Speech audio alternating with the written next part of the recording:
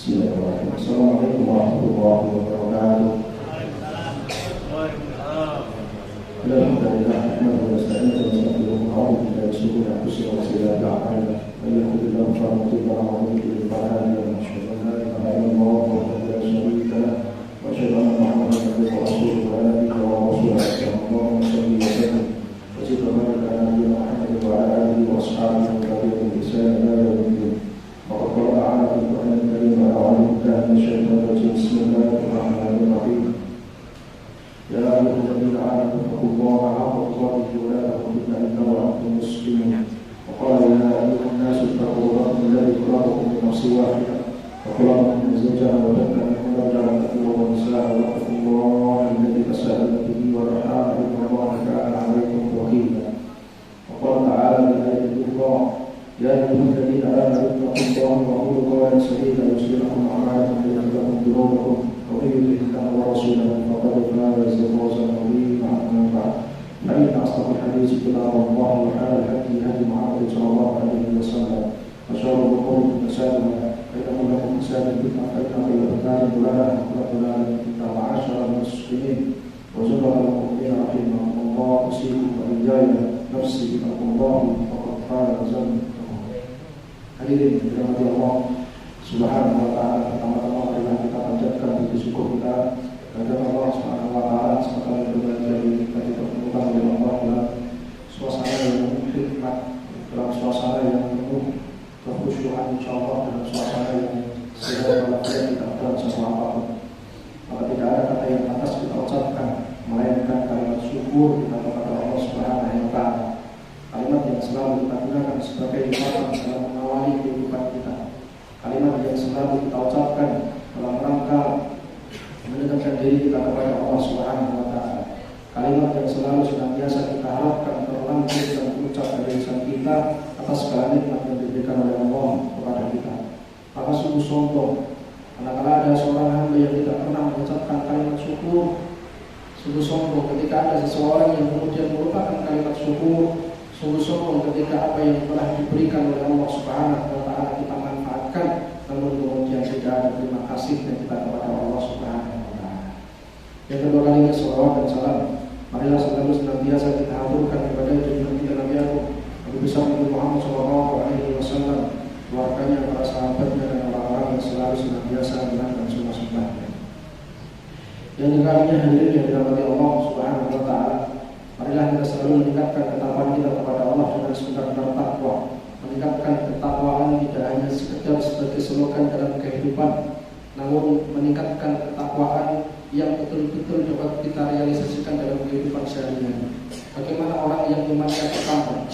Bagaimana orang yang berusaha untuk meningkatkan ketakwaan? Apa tanda-tanda iman itu bertambah? Apa tanda-tanda ketakwaan itu kita bertambah? Apa tanda-tanda ketakwaan kita semakin tebal? Apa tanda-tanda ketakwaan kita semakin kuat di hadapan Allah Subhanahu wa taala? Itulah yang menjadi persoalan yang terpenting dalam kehidupan kita. Bukan seberapa banyak kita mengucapkan mari kita meningkatkan ketakwaan. Bukan seberapa banyak kita mendengarkan ucapan mari kita tingkatkan ketakwaan.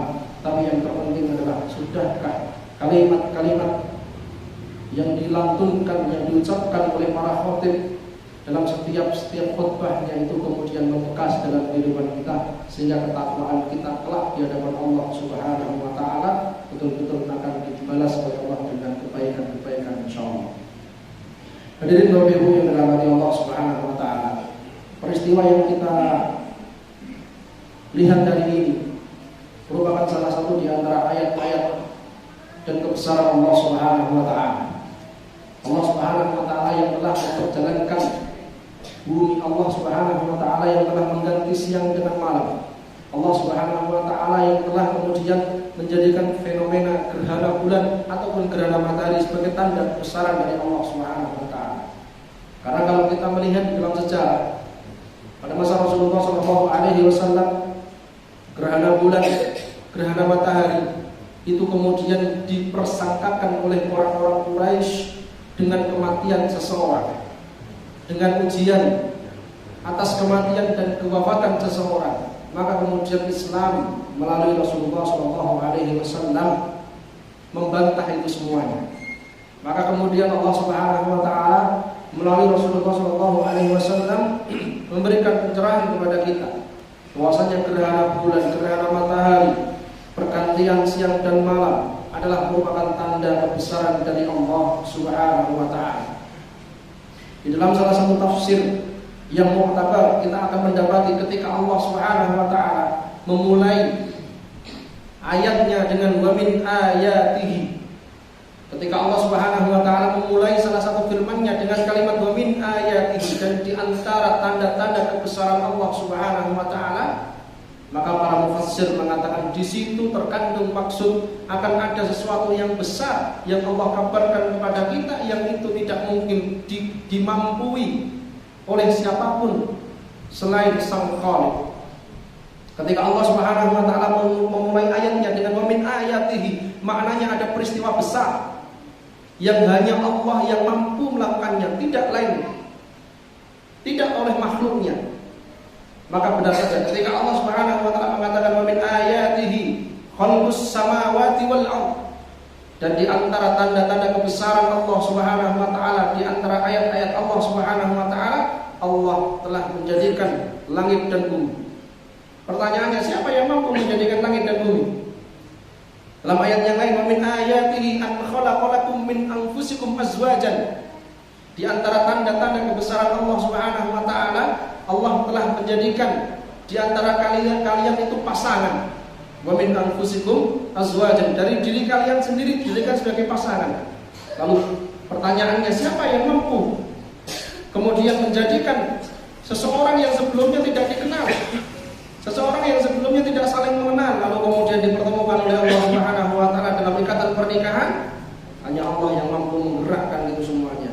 Dan masih banyak sekali ayat-ayat yang kemudian dimulai dengan wa min ayatihi wa min ayatihi wa min ayatihi.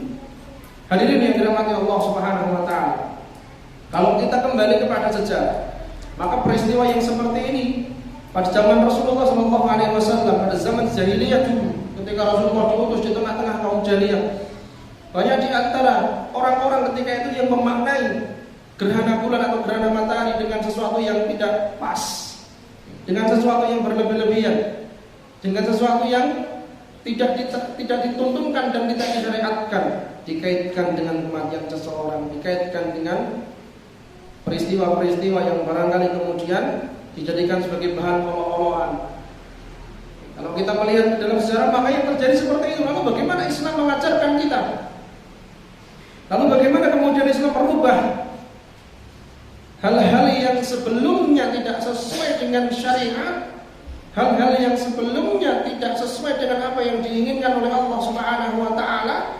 Ketika Allah menunjukkan peristiwa terjadinya gerhana, disitulah kemudian Rasulullah SAW mengajarkan kepada kita waktu-waktu yang diberkahi, tempat-tempat yang diberkahi, saat-saat yang dimuliakan, saat-saat yang penuh keberkahan. Maka Rasulullah SAW mengajarkan kepada kita ketika kita menyaksikan salah satu di antara ayat-ayat Allah, tanda-tanda kebesaran Allah Subhanahu wa taala, kita diminta untuk banyak berzikir.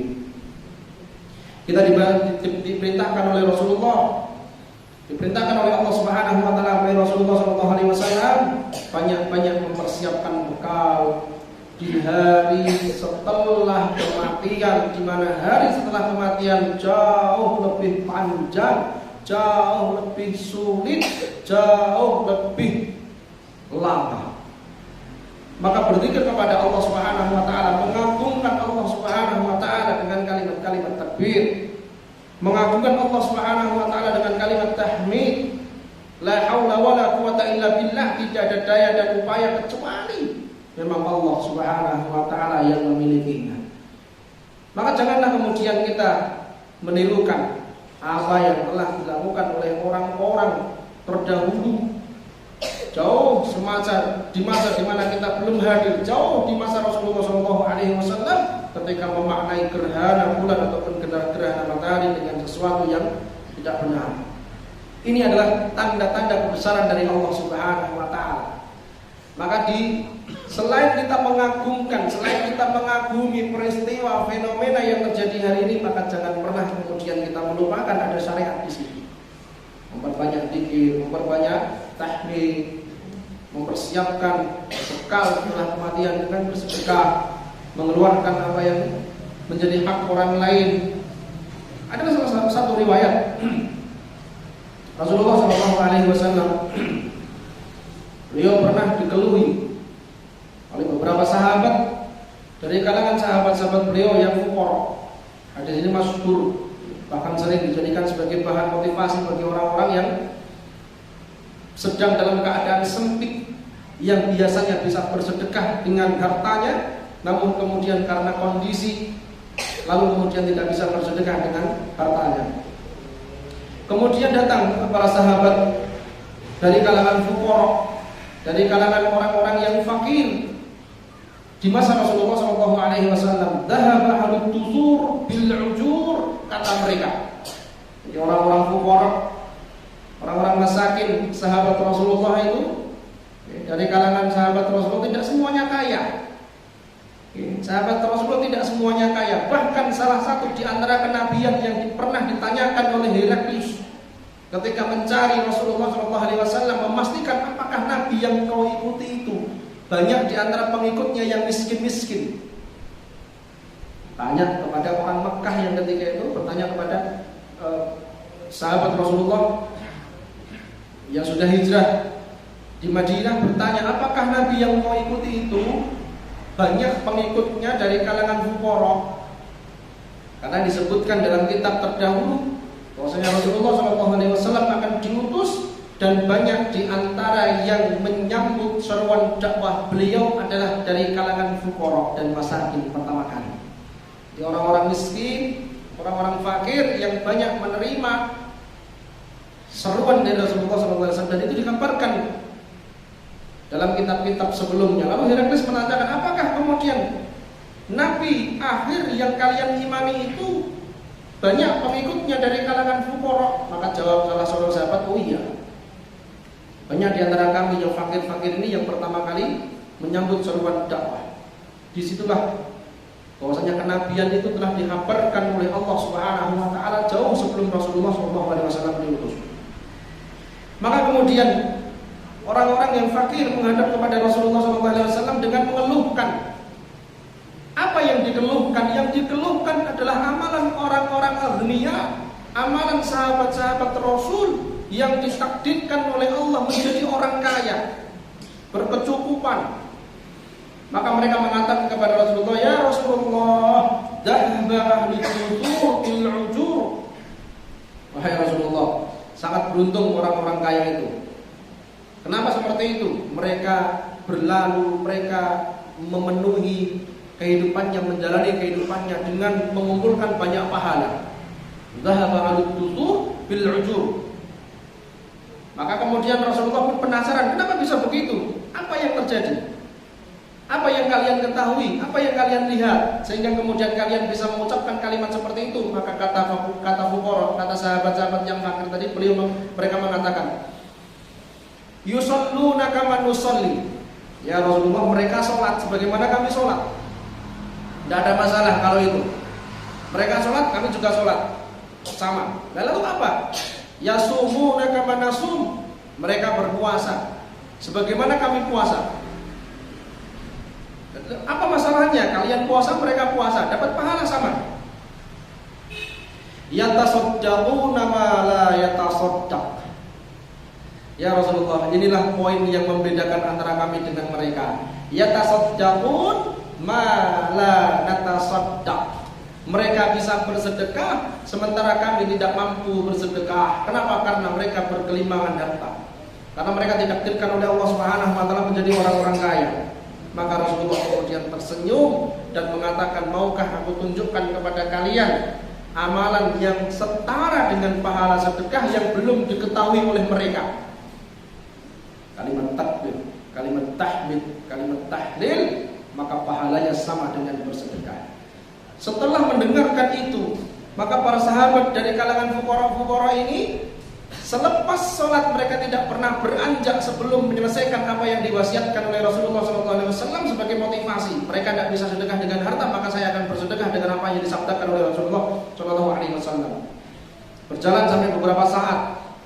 Pada akhirnya orang-orang kaya pun penasaran, kenapa ini orang-orang fuqara kalau kemudian komat kamit zikir, komat kamit mulutnya, tidak pernah langsung keluar dari masjid. Ada apa gerangan? Apa yang disembunyikan dari kami? Akhirnya orang-orang kaya pun mencari tahu kepada Rasulullah SAW dan Rasul pun tersenyum. Lalu kemudian disampaikanlah apa yang disampaikan oleh Rasul kepada orang-orang yang fakir tadi, dan amalan itu pun dikerjakan oleh orang-orang kaya. Mengetahui itu semuanya, kemudian orang-orang fakir menghadap Rasulullah SAW dengan mengeluhkan persoalan yang sama. Ya Rasulullah, apa yang kau ceritakan kepada kami telah bocor. Orang-orang kaya sudah mengamalkan sebagaimana kami, maka kami pun kembali kalah dari mereka. Apa kata Rasulullah? Dzalika fadlullahi yutihi may yasha. Itulah fadilah yang diberikan oleh Allah Subhanahu wa taala. Allah yang Maha menghendaki dan Allah yang Maha memberikan, tidak bisa ditolak dan tidak bisa dikurangi. Kalau sudah menjadi haknya, kalau sudah ada ketentuan dari Allah Subhanahu wa taala, maka tidak ada yang bisa mengambil dari kita. Hadirin yang dirahmati Allah Subhanahu wa taala. Inilah di antara amalan-amalan yang bisa kita tunaikan ketika Allah Subhanahu wa taala menurunkan di tengah-tengah kita.